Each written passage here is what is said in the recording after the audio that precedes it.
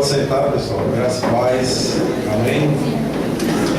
É um prazer estar com vocês aqui nesse encontro de jovens, esse metanoia, esse, não sei se é fórum ou é congresso, né? Congresso, né? Conferência. Hoje em dia tem congresso, conferência, fórum, tanta coisa, né? Mas é um prazer estar com vocês aqui, muito grande. Eu fico muito feliz quando eu vejo jovens buscando o Senhor. Eu me converti há 21 anos atrás, com 19 anos, e a gente sempre, uma das dificuldades de quem vem do mundão mesmo, é encontrar jovens, irmãos na fé, para a gente conseguir ter parceiros de caminhada. E quando a gente encontra pessoas, assim da idade de vocês, que seguem a Cristo, é muito legal, né? Na idade, e você ter um companheiro, uma companheira, um irmão na fé, onde possa partilhar sua vida, suas alegrias, suas lutas da caminhada.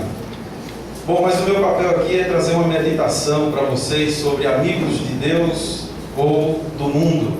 E a gente vai refletir sobre isso. Mas vamos orar, vamos ter uma palavra de oração, mas vamos fechar os olhos, abrir o coração, porque com certeza Deus vai continuar falando aqui durante esses dias, para a glória do Senhor.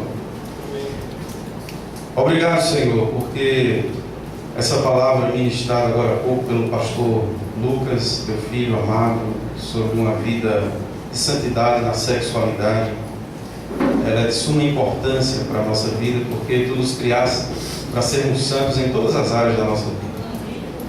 E nós queremos, ó Deus, também aprender sobre santidade nos relacionamentos, através das amizades.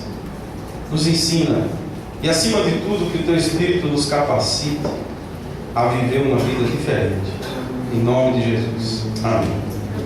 Se você tiver com Bíblia aí, abra na parábola do filho pródigo. A gente vai começar por ela. Está em Lucas 15, do versículo 11 em diante. A gente vai começar por essa parábola e depois a gente vai para outros textos.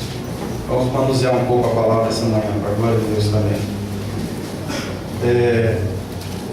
Lucas 15, do 11 em diante, conta a história, ou como alguns chamam, a parábola dos conta.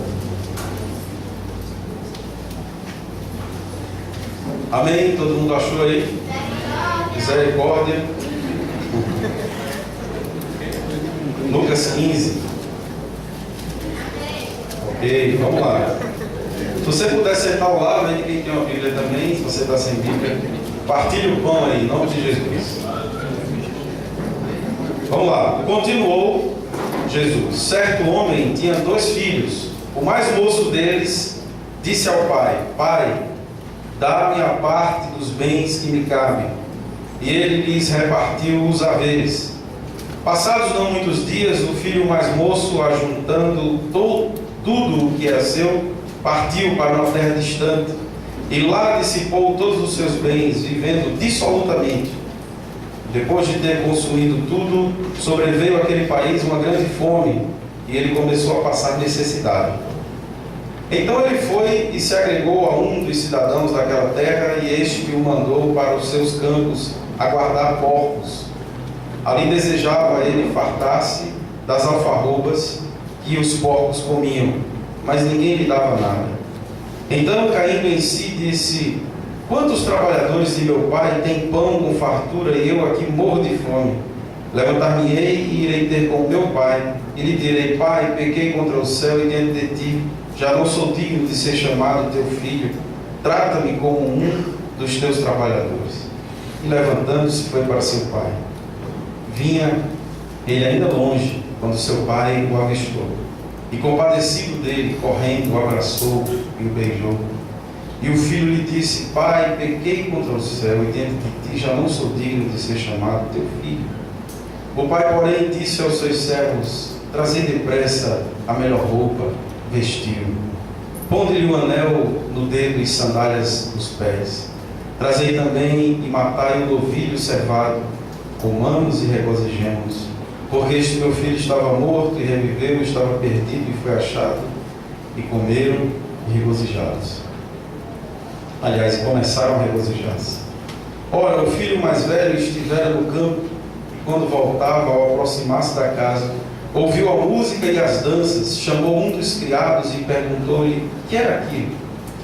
E ele lhe informou: veio teu irmão e teu pai mandou matar o novilho cevado, porque o recuperou com saúde. Ele se indignou e não queria entrar. Saindo, porém, o pai procurava conciliá-lo, mas ele respondeu a seu pai: há tantos anos eu te sigo sem jamais transgredir uma ordem tua, e nunca me deste um cabrito sequer para alegrar-me com os meus amigos.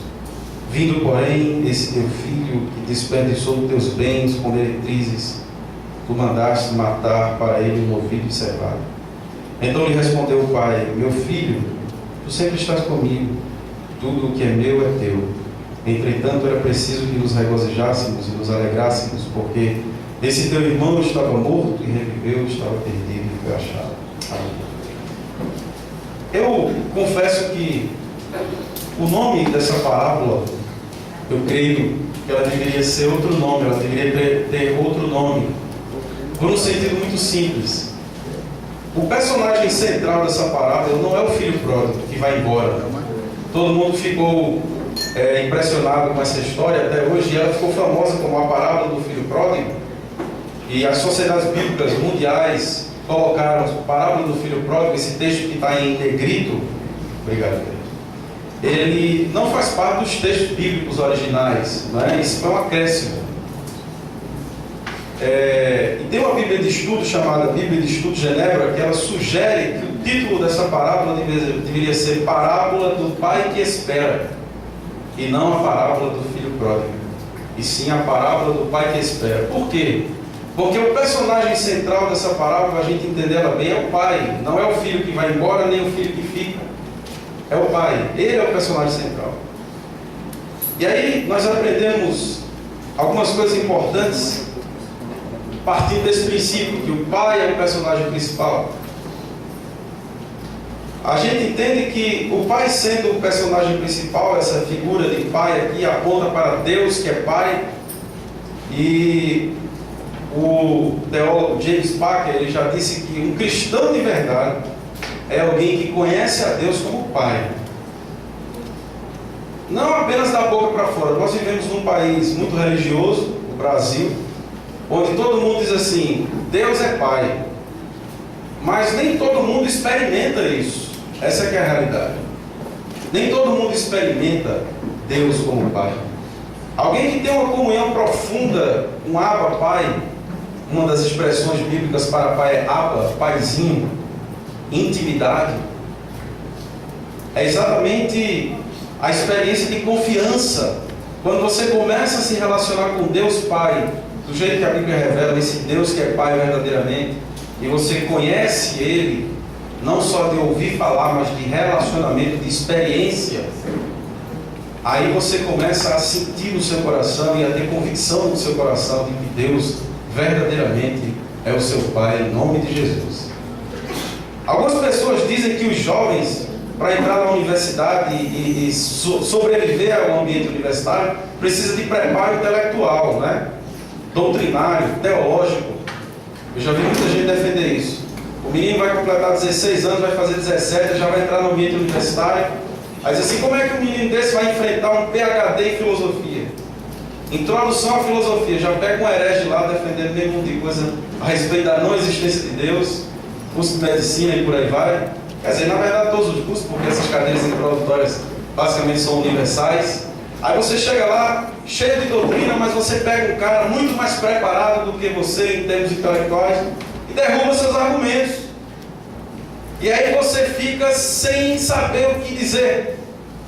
E além de não saber o que dizer, você ainda fica cheio de minhoca na cabeça. Será que Deus existe mesmo? E agora? E agora? O cara começa a perder a fé. Isso é experiência doutrinária, experiência dogmática, experiência intelectual. Mas o que eu estou falando aqui, meu querido, é de experiência pessoal. Eu conheci um menino de 17 anos que entrou na universidade e ele me contou a experiência dele nessa área. Ele disse: eu peguei lá um doido desse.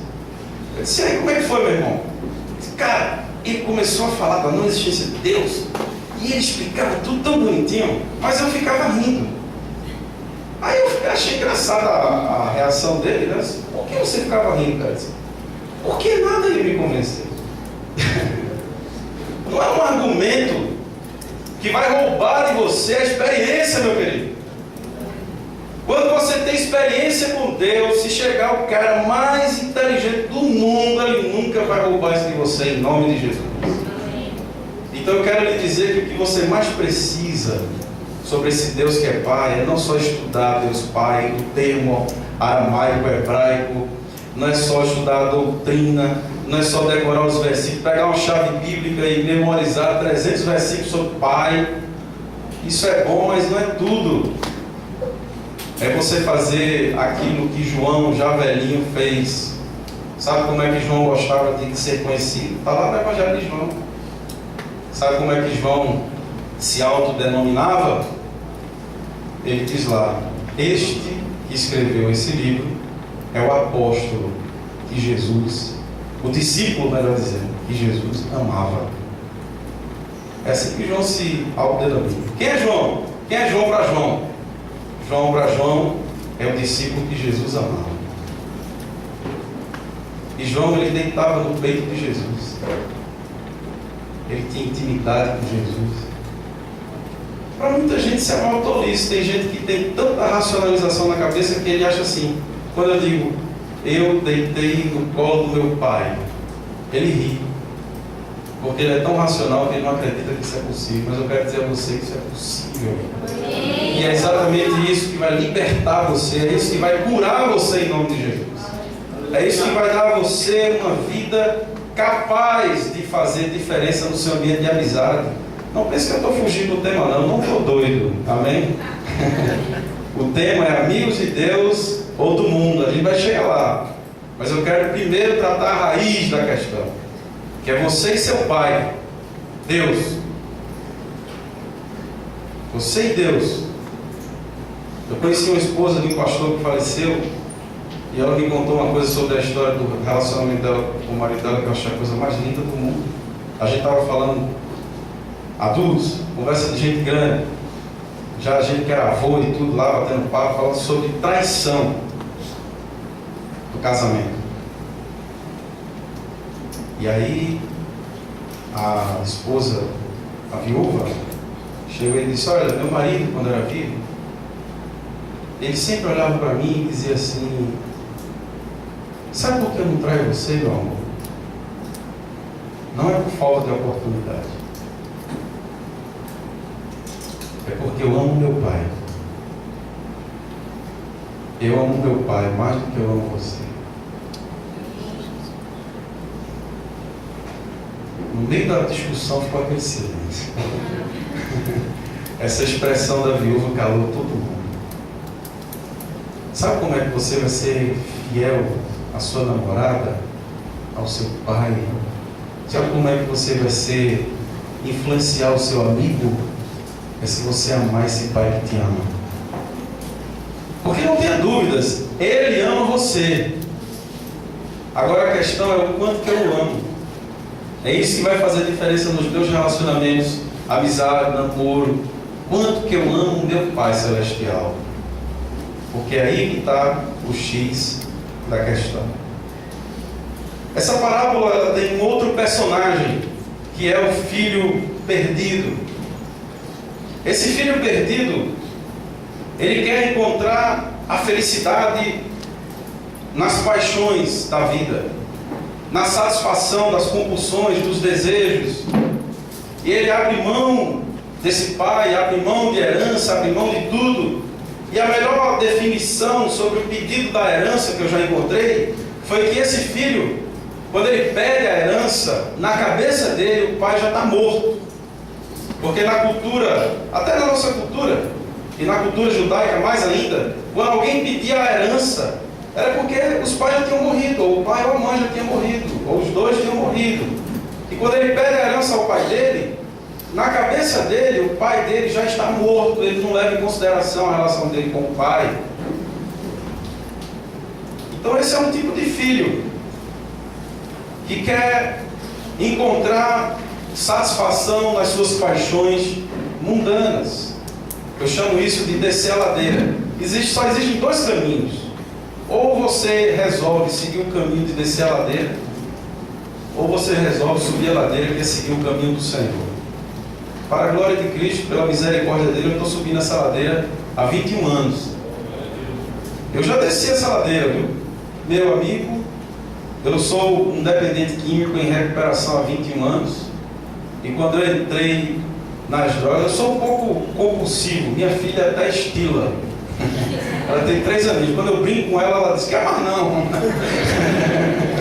Não é ela que, não sou eu que estilo, não é ela. Eu brinco. Quer mais não, papai, diga amém. Chegou no limite.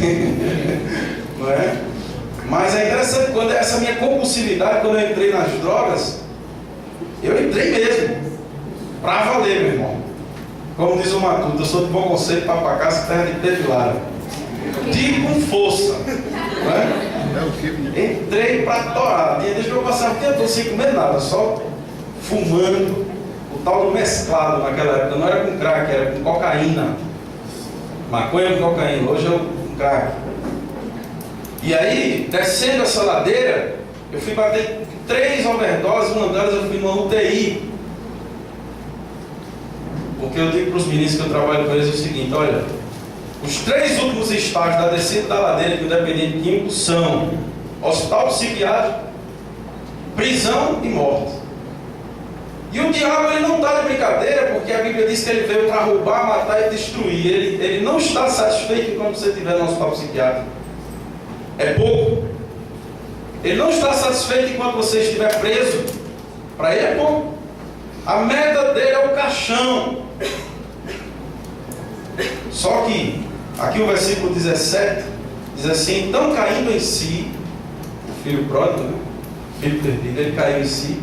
O que é o cair em si? Cair em si é quando você chega no fundo do poço. O meu fundo do poço já estava assim, eu tinha que pular para respirar, entendeu? Dava um pulinho, respirava e caía. Estava aqui não, estava aqui já. Aí cai em si. Aí vem a conversão, metanoia, mudança de mente, mudança de comportamento. Você está descendo a ladeira, aí você faz a curva e decide subir a ladeira em nome de Jesus. Isso é conversão. Conversão não é só sentimentalismo, choro.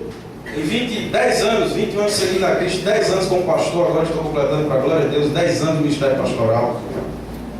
Eu já vi vários tipos de conversões, e uma das conversões que hoje menos me impressiona, honestamente falando, são as conversões emocionais demais.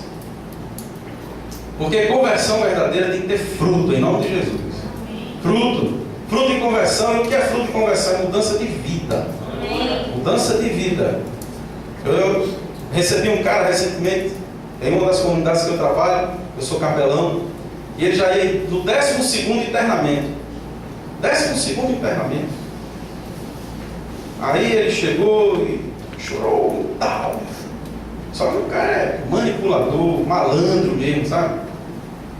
Conhece Bíblia, louvores, tudo. Gospel, amém. Aí chegou para mim e disse: vamos conversar aqui, pastor, bora. Qual é o meu real problema? O seu real problema é que você é cínico.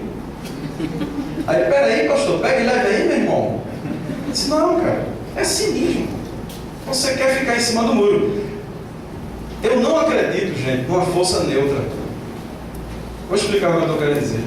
Tem gente que acredita assim: Deus, o diabo e um negócio no meio da confusão.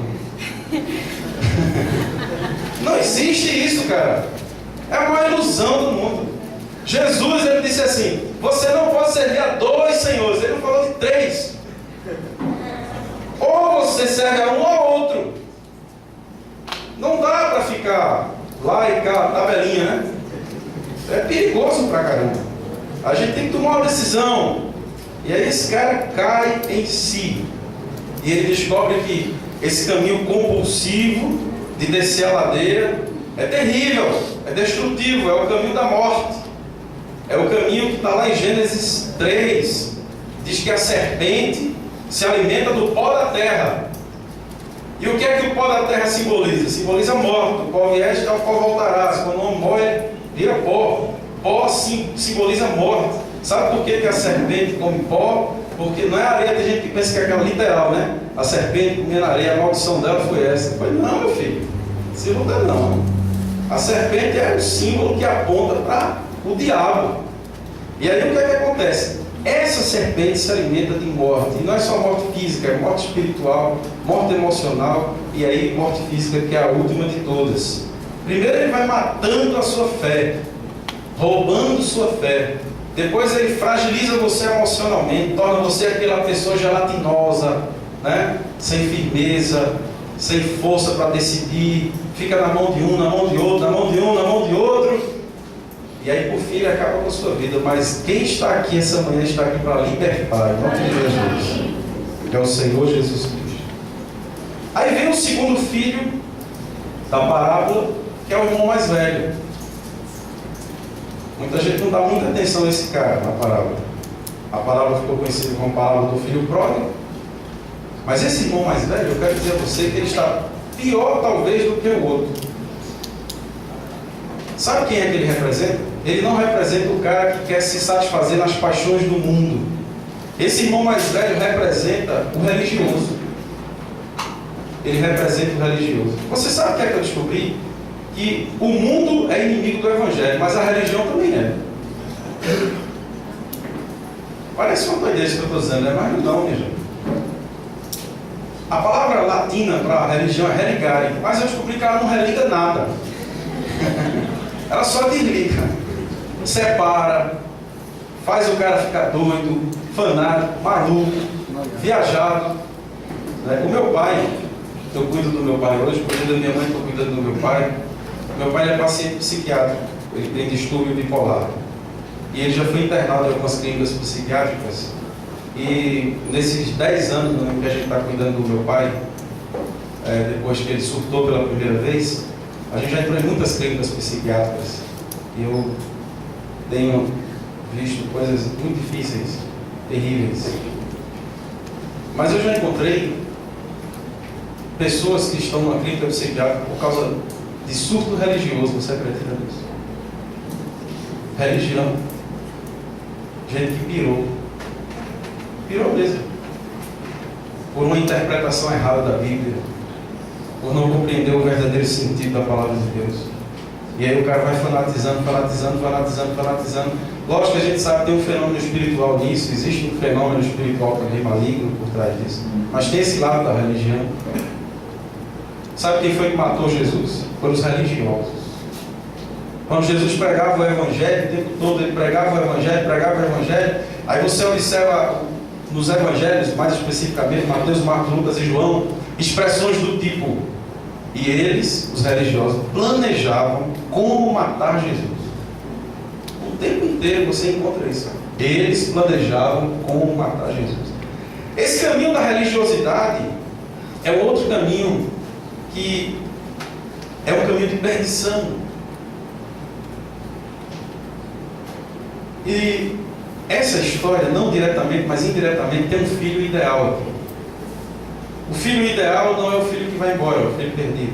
O filho ideal não é o filho religioso, que tem raiva, que não aceita a reconciliação, que não aceita perdão, que não aceita a misericórdia. Todo religioso tem raiva de misericórdia, já notou isso?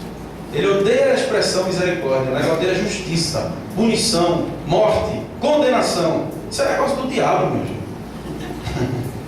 Quem é discípulo de Jesus tem que ter misericórdia no coração, para a glória de Deus. Porque Deus é misericordioso com a gente todo dia. Todo dia o nosso Pai tem misericórdia da gente. Todo santo dia. E se nós somos filhos dele, a gente tem que procurar imitá-lo, em nome de Jesus. Vamos lá. Onde é que está o filho ideal da parábola? O filho ideal está contando a parábola, amém? É Jesus. O filho ideal está contando. Esse é o filho que Deus sonha que a gente imite. Se você quiser aprender sobre um verdadeiro filho de Deus e filha de Deus, olhe para Jesus. Ele é o maior exemplo de filho de Deus. Então, partindo desse princípio, eu quero agora partir para outros textos Isso foi só uma introdução para a gente agora refletir sobre amigos de Deus e amigos do mundo. E nós vamos ler dois textos agora. O primeiro é Salmo 1. Jesus é o Filho ideal. O Salmo 1 é conhecido de todos nós. Esse Salmo, quando você se converte mais discipulado, é um dos primeiros que você tem que memorizar, né? Ele se converteu, todo mundo decora o Salmo 1. Principalmente o cara muito doido feito eu. Eu me lembro que eu cheguei na igreja, o pastor que me discipulou, ele nunca usou drogas. E quando eu contava minhas histórias para ele, ele ficava horrorizado, né? Ele dizia: meu filho, você tem que decorar esse salmo, viu? Decore! Eu digo: tá bom, pastor. Então ele diz assim: bem-aventurado o homem que não anda no conselho dos ímpios, não se detém no caminho dos pecadores, nem se assenta na roda dos escarnecedores. Antes o seu prazer está na lei do Senhor, e na sua lei medita de dia e de noite. Ele é como uma árvore plantada junto à corrente de águas, que no devido tempo dá o seu fruto, e cuja folhagem não murcha, e tudo quanto ele faz será bem sucedido. Os ímpios não são assim. São, porém, como a palha que o vento dispersa. Por isso os perversos não prevalecerão no dia do juízo, nem os pecadores na congregação dos justos. Pois o Senhor conhece o caminho dos justos, mas o caminho dos ímpios perecerá. Amém? Vamos agora para Lucas, capítulo 5, para a gente continuar o nosso bate-papo. Lucas 5, do 27 em diante.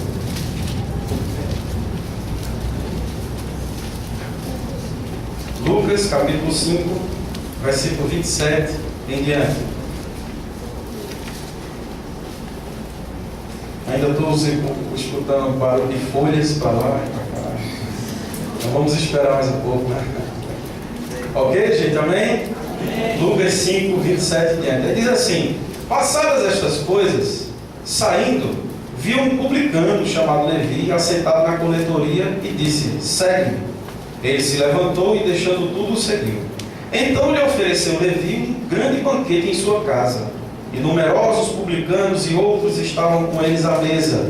Os fariseus e os seus escribas murmuravam contra os discípulos de Jesus, perguntando: por que comeis e bebeis com publicanos e pecadores? Respondeu-lhes Jesus: os sãos não precisam de médico, e sim os doentes. Não vim chamar justos, e sim pecadores ao arrependimento. Amém? Quando a gente lê esses dois textos, aparentemente parece uma contradição. Porque o Salmo 1 diz que a gente não deve sentar na roda dos escarnecedores. Aí você encontra Jesus sentando.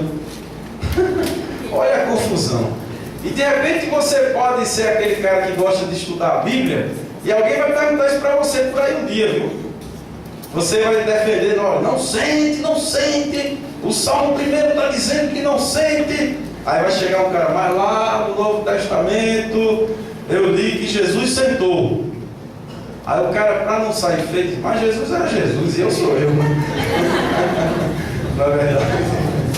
Jesus era Jesus e eu sou eu. A gente precisa compreender isso. Santidade dos relacionamentos. Será que Deus quer?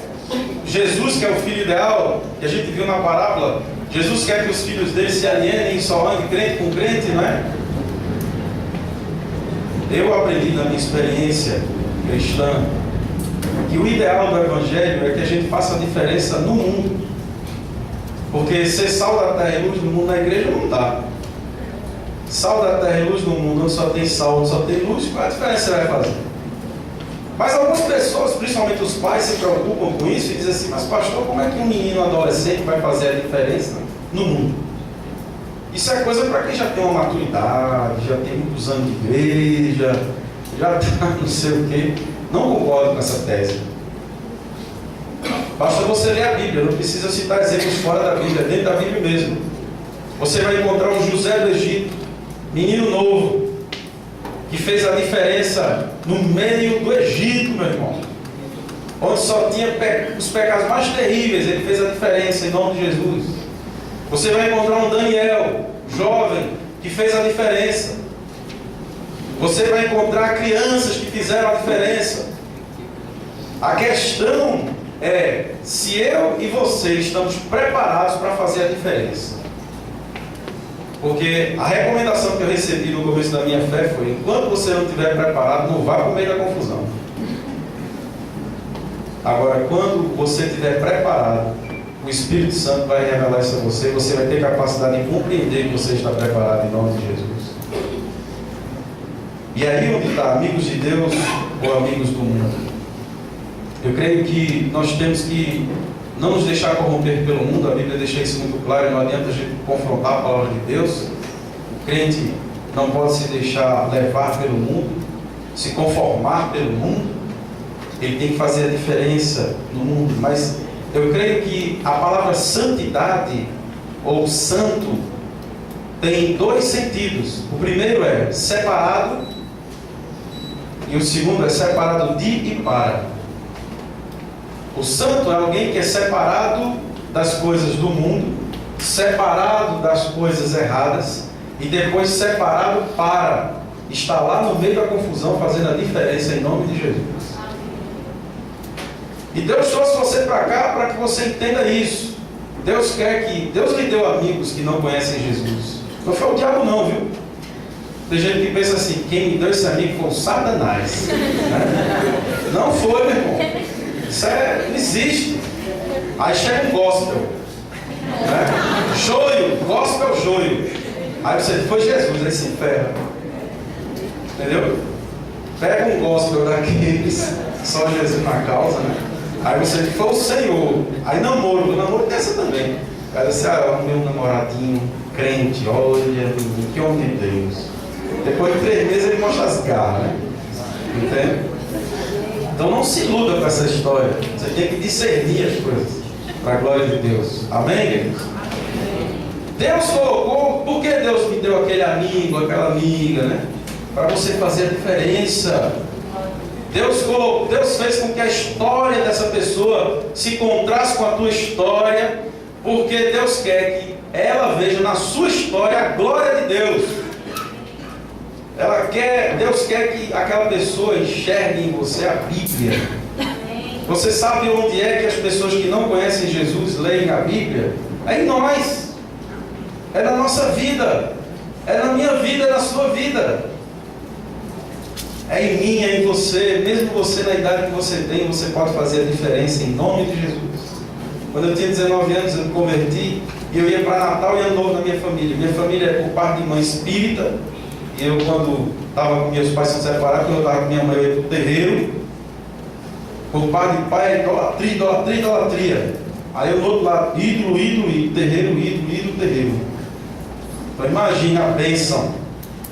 Aí eu encontrei a Cristo, 19 anos, dentro de um centro de reabilitação.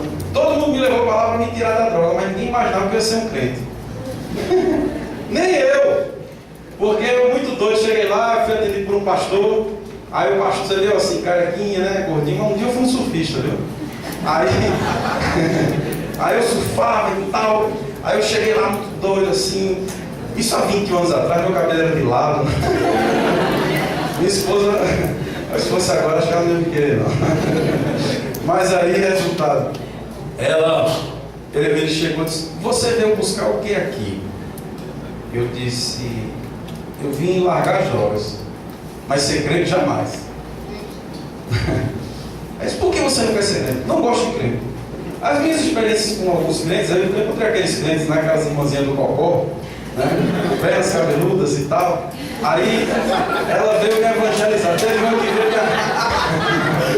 Você gostou, né? Você já encontrou um, não foi? Já encontrou um, cara. Aí ela veio me evangelizar. E o interessante é que ela já estava evangelizando minha mãe, e eu tinha chegado do surf.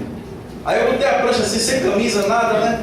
Aí ela me olhou assim e fez: jovem, Deus não se agrada disso. Aí eu disse: o quê? Eu não sabia o que era, né?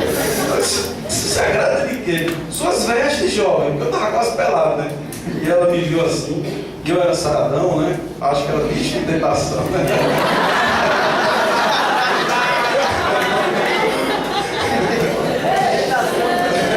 Acho que ela disse assim: queima, Jeová.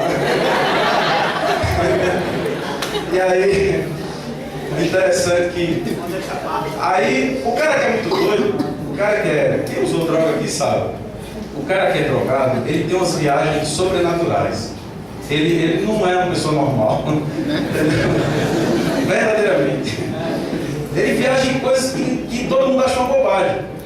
Aí é interessante que a mulher falava muito rápido.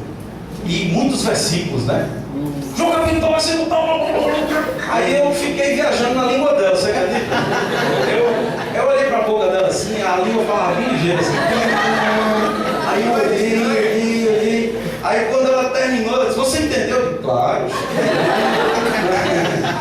Quer aceitar Jesus? Eu disse, quero não, agora desse jeito não. Então eu tinha muitas experiências legais, né? Mas eu cheguei lá no centro de reabilitação e aí quando eu entrei primeira semana, todo dia tem 3 cultos, meu amigo. 3 cultos. Culto antes do café, antes do almoço, antes do jantar. É Jesus até umas horas. E outra coisa, o cara tem que preparar um versículo para comer, né? Que ele chama de ticket de refeição. Aí, você recebeu o prato, o versículo do dia, eu só sabia um, né? Aí tinha um monitor lá que era invocado, ele gostava de provocar e dizia, você só sabe esse? Eu só vou dar se você disser outro. Mas outro eu não sei não. Disse, então leia o versículo, eu peguei e li. Aí fiquei com raiva dele. Aí no outro dia ele chegou para mim e disse, você está trabalhando na cozinha, você agora vai para a horta. Mas por que eu vou para a horta? Porque vai, eu estou querendo que você vá. Ele não é assim não, meu amigo. Eu disse, a regra aqui quem faz a gente não é você não.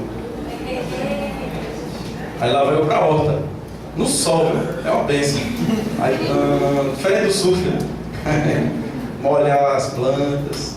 Isso de tardezinha. Quando foi umas 4h30, aí o monitor chegou e disse, rapaz, tu esqueceu de molhar as beiras da horta, a bichinha vai morrer. Tu só molhou no meio? Aí a gente tinha buscado numa cacimba, meu irmão, com aqueles regadores. Aí eu olhei para ele assim e disse, irmão, esse cara quer morrer. Porque ele esperou eu terminar para dizer isso? Esse cara quer morrer, ele está lidando com maluco, meu irmão. Não é brincadeira não. Aí disse, mas tem que molhar e tal. Aí eu fui lá, molhei e o plano na cabeça, vou matar. Planejando a morte, eu já estava vendo ele no sepulcro, assim, descendo. E molhando a planta. Então imagina a energia que a planta estava recebendo. Física quântica explica isso. Aí estava eu lá, quando eu terminei, fui tomar banho, tanta raiva que eu não consegui nem jantar, meu amigo. Fiquei sem fome de raiva. Aí ele chegou para mim, aí me chamou quando a cabeça esfriou. Ele disse, meu irmão, sabe qual é o teu maior problema? Não é a droga, é teu orgulho. Você é um cara muito autossuficiente. Você é um cara que acha que o mundo gira ao redor de você. E ele começou a ministrar a palavra ali, profética, dura pra caramba, mas muito remédio de Deus para a glória do seu nome. E eu, veja só, passei o dia trabalhando, fui na horta, na cozinha e tudo, e não dormi nessa noite, cansado, não conseguia dormir pensando nessa palavra. Essa palavra penetrou. Mas a palavra da conversão foi exatamente no fim de semana, porque eu cheguei na quinta para o pastor, disse, pastor, eu não vou ficar aqui, eu quero ir embora, eu não gostei desse lugar, isso aqui não vai conseguir me tirar das drogas. E aí, no sábado, que as famílias visitam os filhos no final de semana, ou sábado ou domingo, e aí, no domingo minha família resolveu me visitar, e no sábado eu já preparei minhas malas para ir embora, para ir para casa. E aí, no domingo, tem a escola dominical. E o meu pastor, meu pai na fé, o homem que me apresentou Jesus de uma forma muito objetiva e clara pela primeira vez, ele era professor de escola técnica federal em Minas Gerais. E ele mergulhou no álcool, se tornou alcoólatra, e ele perdeu a família. Ele só tinha um filho, a mulher dele não suportou o alcoolismo dele, deixou ele com um filho, e ele foi morar na rua, ele virou um mendigo. De professor de escola técnica para mendigo. E ele disse que a maior dor dele era que as pessoas passavam e diziam assim, olha, aquele cara foi meu professor. Eu imagino. E esse cara se converteu, teve uma conversão extraordinária, e ele foi meu pai na fé. Deus restaurou a vida dele, devolveu a esposa dele, o filho dele, e hoje ele trabalha com a família dele no Ministério de Casa de Recuperação. Então, ele tinha uma habilidade muito grande para desenhar em quadros, como ele era professor. E no domingo de manhã ele deu uma aula sobre o sacrifício de Cristo na cruz. E ele desenhou a cruz como era lá mesmo, no original. Desenhou os pregos, o chicote, a coroa de espinhos. Desenhou, tudo em silêncio, todo mundo esperando aquilo ali. Aí ele disse, agora abram suas Bíblias em tal lugar, a gente abriu. E aí ele começou a ministrar sobre o sacrifício de Cristo. E ele disse assim, ele fez isso porque ele ama você. Que resposta você vai dar a tanto amor? Pronto, foi essa palavra que entrou. Que resposta você vai dar a quem tanto amou você? E você sabe que centro de reabilitação tem duas turmas. Uma que já está convertida e mudando de vida, procurando melhorar. E o outro dos caras que não quer nada. Só os muito doidos mesmo. E eu me identifiquei, obviamente, com a turma da bagunça, né? Eu tenho uma certa facilidade de imitar as pessoas. Hoje eu estou usando isso de uma forma mais santificada, né? Mas eu usava isso para tirar onda. Então, a turma dizia, falei, mas imita o pastor. Um dia eu imitei ele, o pastor chegou assim, bem sutilmente atrás de mim, eu não notei, né? E eu imitando ele, os caras dando altas gargalhadas, eu pensando que era da minha performance. Mas é porque o pastor estava impressionando. E a galera, caraca, meu irmão, hoje eu estou bem. Tá melhor, a imitação está evoluindo. Mas quando eu olhei assim, eu vi a sombra dele, eu disse, encerrou, amém. Mas é interessante que, como eu estava na turma da bagunça, essa palavra entrou no meu coração profundamente. Foi ali que eu experimentei pela primeira vez o significado de Hebreus, que diz assim, a palavra é uma espada de dois gumes, que penetra na alma da gente. Naquele dia eu experimentei isso. Ela entrou. É uma experiência sobrenatural. Por mais que eu tente explicar aqui, eu nunca vou conseguir. Só você experimentando, e quem já experimentou sabe o que eu estou dizendo. E aí, eu comecei a querer chorar muito, compulsivamente. Era um negócio que eu não estava conseguindo controlar. Aí eu disse, meu irmão, se eu ficar aqui, os caras vão tirar uma coisa de mim. Saí de lá, no culto. E lá no sítio, tinha um galpãozinho pequenininho, onde a gente fazia vasos de barro para angariar fundos para o centro, para ajudar a manter o centro. E naquele lugarzinho ali, foi ali que eu nasci de novo, para a glória de Deus. Eu me ajoelhei ali, passou um filme assim, de tantas insanidades que eu fiz com minha mãe, com meu pai, com minha família, comigo mesmo, com algumas pessoas próximas a mim, que é o arrependimento. Eu comecei a experimentar o arrependimento. E eu fiz uma oração muito simples. Eu disse, Deus, entra em mim. E eu confesso, quando eu levantei daquela oração, eu orei com o rosto no chão. Eu não sabia nem que tinha esse negócio. Face no pó, já ouvi falar, né? Então os irmãos dizem, olha com a face no pó. Eu aprendi sozinho, eu e Jesus. O discipulado foi ele direto, assim, bote a face no pó para falar comigo. Eu botei. E falei com ele ali. E ele me deu um abraço inesquecível. Eu fui verdadeiramente abraçado pelo Senhor, acolhido por Ele, amado por Ele. Na verdade, isso ficou explícito, porque Ele sempre me amava, sempre me abraçava, eu é que não via. Aí, eu levantei e fui procurar o pastor, os olhos inchados, e quase não consegui abrir, tanto de chorar. Aí eu disse, pastor, eu quero ser um crente, como é que faz? Aí o pastor começou a chorar, me deu um abraço, me acolheu. E ele disse, eu vou te discipular, vai ser um prazer para mim. Ele começou a me ensinar a Bíblia, a me discipular. E eu, interessante que com 15 dias, verdadeiramente, eu estava com tanta sede de Deus que eu já tinha lido o Novo Testamento todo. E eu cheguei para ele, eu já li tudo. Ele disse, menino, vai devagar, velho, tal. Muita fome, muita fome. Eu parava, quando tinha um tempinho eu ia ler a Bíblia, orar. E o povo dizendo, ih, rapaz, o cara pirou, velho. O cara pirou, surtou e tal. Foi um encontro sobrenatural. Quando eu saí do centro de reabilitação, sabe o que é que eu pensava? Como é que eu vou enfrentar o mundo lá fora? Como é que eu vou enfrentar, fazer diferença? Eu tão novo, como é que eu vou fazer diferença nas amizades, na própria família? Porque quando eu ia para a festa de Natal, todo mundo estava lá virado, meu amigo. E eu me lembro que Deus me deu uma coragem de fazer uma coisa que nem todos os anos eu posso estar na festa de Natal da família, porque a gente tem uns compromissos do ministério, mas sempre que eu posso estar lá, desde esse tempo que eu fiz há 20 anos atrás, eles pedem para eu fazer.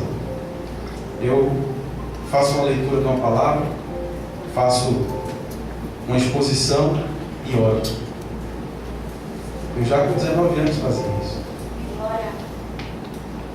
Deus pode dar a você autoridade para fazer diferença na sua família, em nome de Jesus. Se renda a Ele. Você pode pensar assim, mas só tem gente madura lá, só tem pessoas experientes, meu amigo.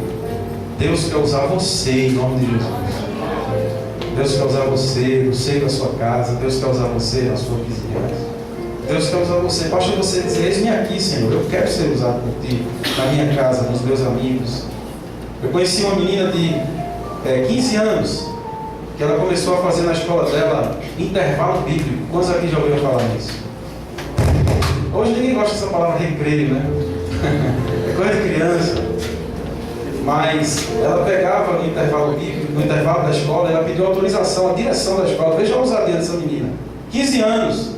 Ela chegou na direção e disse, olha, eu queria fazer um momento de intervalo bíblico. Não é obrigado ninguém vir, mas eu vou divulgar. Quem quiser vir, vem. Quem não quiser, não vem. E ela começou a fazer, esse negócio cresceu. E os amiguinhos dela iam lá, pedir oração. Você vê um jovem descolado assim, todo bonitão e tal. Por trás disso, muitas vezes tem uma pessoa carente, meu irmão. Precisando de um abraço, precisando de uma oração. E se você tiver a ousadia de chegar para ele e dizer assim, fulano, vem cá, eu já brinquei contigo, eu já fiz tanta coisa contigo, eu queria orar por ti. Deixa eu orar por você agora. Você já orou pelos seus amigos? Já chamou ele para orar? Eu tenho um amigo ateu. Eu sou um pastor, eu tenho um amigo ateu. Sabe? E ele tira muita onda comigo, né? Eu também com ele. Mas é interessante que um dia ele estava passando por um problema muito sério na família. E eu fiquei pensando assim, poxa, ele não crê em Deus. Se eu ficar ali pregando para ele, não vai ser uma coisa que talvez que alcance o coração dele. Aí eu cheguei para ele e disse, fulano, eu sei que você não acredita, mas em nome da nossa amizade, eu queria que você recebesse um carinho que eu tenho para lhe dar. E o carinho que eu tenho para lhe dar é uma oração que eu queria fazer com você. E eu abracei ele, e orei, e ele começou a se quebrantar na presença de Deus. Aí ele disse assim, acho que é porque eu estou fraco. Você me pegou num dia frágil. Ele é muito racionalista, né? Mas Deus está quebrando ele. Deus está quebrando em nome de Jesus. Você sabe o que é que eu digo para os malucos que eu trabalho? Eu tenho, não um amigo, mas uma pessoa que eu conheço que é médico, e ele é ateu também. Deus tem um mistério comigo com um ateu, né? Aí ele chegou para mim, ele soube do meu trabalho com dependentes químicos, e ele disse assim, pô, como é que você consegue trabalhar com aqueles monstros? E eu fiquei assim, achando a expressão forte, monstros. E eu me lembrei da Imago Dei, uma expressão latina, que significa que eu e você, dentro de nós, temos a imagem e semelhança de Deus. E eu disse para aquele médico, eu disse, olha, eu acredito que por trás do monstro tem um cara legal. Esse cara legal se chama imagem e semelhança de Deus. Se essa imagem e semelhança de Deus se levantar, o mundo vai conhecer um novo homem. Porque vocês estão diante de um homem que num surto já chutou a cadeira de rodas da sua mãe. E a mãe era deficiente física. Eu já chutei a cadeira de rodas dela. Surtado. Isso era o meu pior. Isso é quando eu era pão do diabo na terra. Mas no dia que eu conheci Jesus, uma das decisões que eu tomei, sabe qual foi? Porque alguém me disse assim: olha, quem conhece Jesus se torna pão de Deus. E aquela expressão ficou. Aí eu disse: nunca mais eu quero ser pão do diabo. Eu vou ser pão de Deus nessa terra, em nome de Jesus. E a primeira pessoa que eu quero que coma um pedação de mim é minha mãe. E aí eu pregava o evangelho para minha mãe, que ela até enchia: pai, você fala demais. E eu dizia: não, mãe, eu tinha um alvo dentro de Deus, eu queria ganhar minha mãe para Jesus.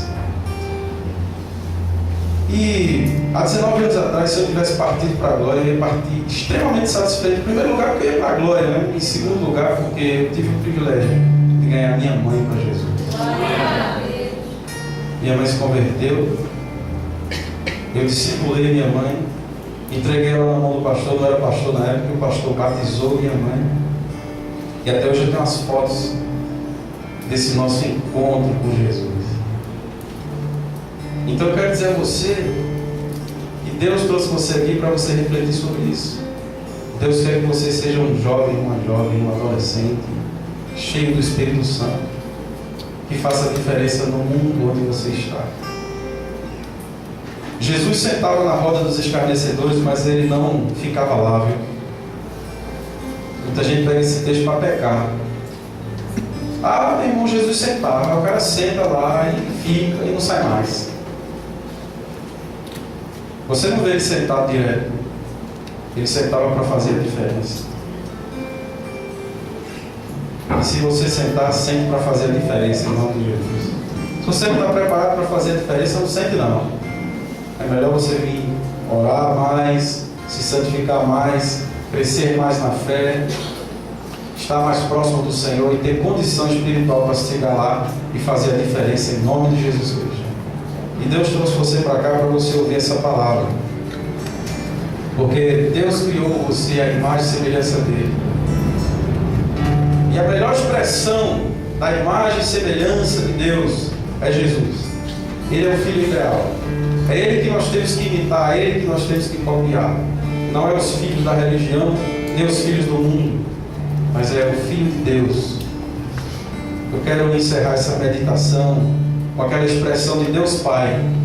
Quando Jesus Cristo estava lá no Monte da Transfiguração, estava Jesus, Pedro, Tiago e João, e eles estavam tendo uma visão no Monte da Transfiguração, onde estavam Jesus transfigurado, Elias e Moisés.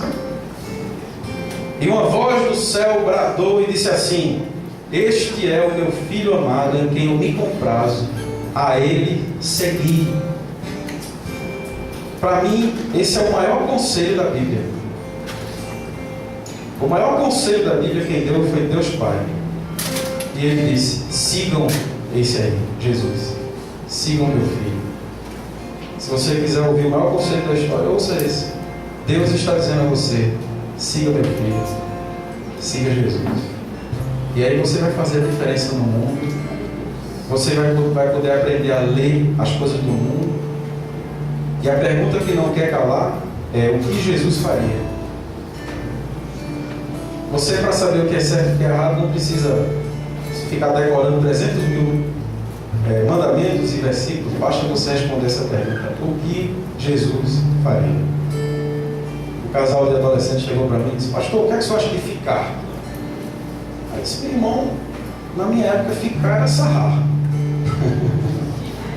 Aí eu disse: é mais ou menos isso. Eu disse: cara, faz o seguinte, se você acha que isso é certo, ora depois. Eu disse: como assim? Depois de ficar, você segura na mão da sua namorada ou da minha. Eu disse: pai, obrigado, foi tão bom a gente aqui. Aí ele disse: pastor, não dá não, meu irmão. Eu disse: eu sei que não dá. Claro que não dá. Tudo que Jesus não pode estar e tudo que não se pode orar depois é sinal que não pode. Se bem que tem uns caras cínicos aí na parada, né? Vocês já viram aqueles caras lá de Brasília? Eles botaram o dedo na cueca e oraram. Roubaram os nossos impostos. Depois vamos orar aqui. Pai, tu sabes todas as coisas. Mas aquilo não é modelo para nós, porque eles estão com aquilo que o apóstolo Paulo diz, eles estão com a mente cauterizada. Sabe? O modelo para nós é Jesus. Vamos orar. Eu vou pedir que você, aí no seu lugar mesmo, se ajoelhe. Vamos ter um momento de oração. Essa é uma palavra para todo mundo.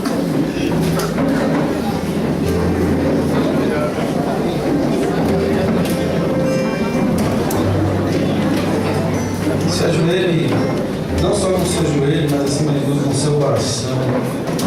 Se renda. Quando a gente está de joelho, a gente está dizendo para o nosso orgulho. E isso no reino espiritual tem um poder tremendo.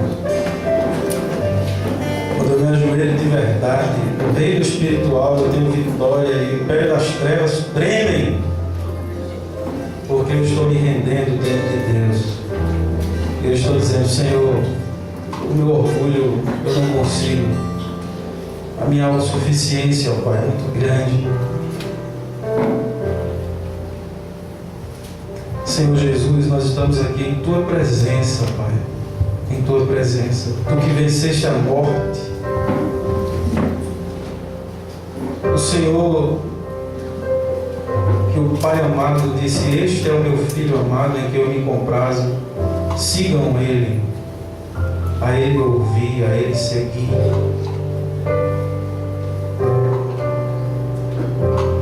Nessa parábola temos dois filhos, e não são os filhos que o Senhor sonha, filhos mundanos, filhos rendidos ao pecado. Esses não são os filhos que o Senhor sonha. Também temos outro filho que quer vencer o mundo com religiosidade vazia, hipócrita, que só se preocupa em aparências. Como disse Jesus, eles fazem, os religiosos jejuam e oram para ser aceitos pelos homens. Não é assim que o Senhor nos quer.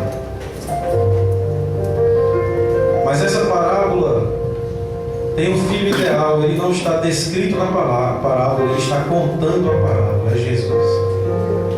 E nós queremos dizer ao Senhor, nós nos realiançamos com o Senhor aqui nessa manhã, em nome de Jesus. E queremos dizer, nós queremos seguir Jesus, Pai. Porque esse é o conselho do Senhor para nós. Este é o meu Filho amado, em quem eu tenho muita alegria, me comprazo, meu prazer. Ele é o meu Messias. A Ele seguir. Ó Senhor, eu quero pedir ao Senhor que o Senhor ministre sobre esses jovens e adolescentes unção, poder do alto, para que eles consigam fazer a diferença no mundo, para que eles tenham autoridade espiritual para chegar em casa e orar pelo pai dele, orar pela mãe dele, para que ele possa dizer, vamos parar com essa confusão, eu queria orar por vocês agora. Dá a eles autoridade, Senhor, tira toda a timidez em nome de Jesus. Tira o medo, dá coragem, porque Tu nos criaste para a Tua glória, Senhor. Tu nos criaste para a Tua glória. Eu quero te pedir que eles também tenham coragem de levar o testemunho e o Evangelho para os seus amigos, na escola, na faculdade, onde quer que seja. Ó Senhor, tira de nós o medo do mundo, em nome de Jesus. Nos dá coragem, porque o Senhor venceu o mundo para a glória de Deus. Às vezes, quando nós estamos dentro de lugares grandes, a gente fica intimidado com a imponência dos locais, com a imponência das pessoas, com a soberba delas, e a gente se intimida e fica com certo receio de falar de Jesus. Mas tira de nós essa timidez, enche-nos de coragem, porque dentro de nós está o maior tesouro, Pai, é Jesus de Nazaré. Esse é o maior tesouro. Não é aquilo que os nossos olhos veem, mas é aquilo que transformou a nossa alma e o nosso caráter para a glória do Senhor. Ministra isso, Pai. Eu quero te pedir por esse jovem, esse adolescente que está se deixando levar pelas influências do mundo. Quebra essa maldição, Senhor, em nome de Jesus. E que nessa manhã ele possa dizer assim, eu vou vencer a minha paixão pelo mundo, amando Jesus. Eu vou amar Jesus, eu vou vou amar Jesus, eu vou amar Jesus, e quanto mais eu amar Jesus, mais paixão eu terei por Ele, e o meu coração não vai mais sentir prazer nas coisas do mundo, mas nas coisas de Deus, para a glória do seu nome. Essa é a bênção que eu te peço para todos nós, em nome de Jesus. Amém. Amém. Amém. Glória a Deus. Deus abençoe.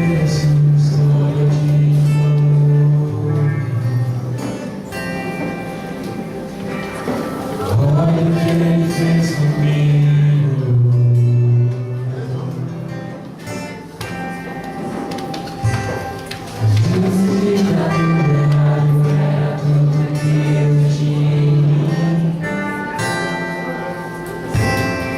Olha o que Ele fez comigo.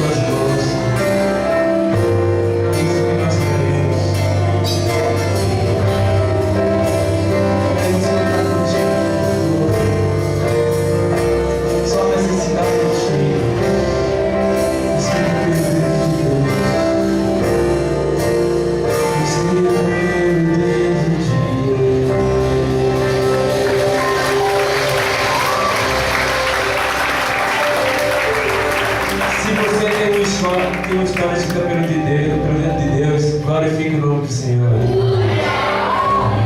Glória a teu nome. Esse louvor também fala sobre amizade e sobre o nosso melhor amigo, que é Jesus Cristo. Amém?